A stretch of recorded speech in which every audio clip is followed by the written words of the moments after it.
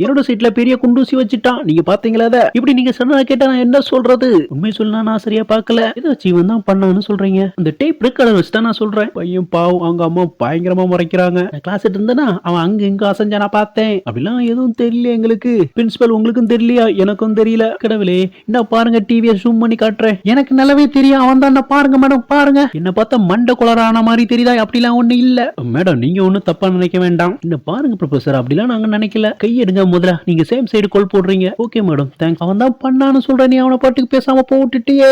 எனக்கு நல்லாவே தெரியும் இவன் தான். அந்த பையனோட டாடி தான் இவரு. டிராபிக்ல 5 மணி நேரம் நின்னுட்டு கார்ல வீட்டுக்கு வந்தா காலை கீழே வச்சு ஸ்லிப் ஆக வேண்டியது. நல்ல வேலையா ஃப்ரெண்ட் டோரை பிடிச்சனால தப்பிச்சேன். சரி ஃப்ரெண்ட் டோரை க்ளோஸ் பண்ண ட்ரை பண்ணா க்ளோஸ் ஆக மாட்டுக்கு. டென்ஷன்ல ஸ்பீடா டோரை க்ளோஸ் பண்ண கண்ணாடி சும்மா தெரிச்சிருச்சு. செமையா கடுப்பாயி காரை அலைக்க தூக்க ஒரு குட்டி பையன் பார்த்துட்டான். அம்மா அந்த அங்கிள் பெரிய காரை தூக்கிட்டாரு. வீட்டுல உண்மையை சொன்னா நம்பவே மாட்டுக்காங்க என்ன.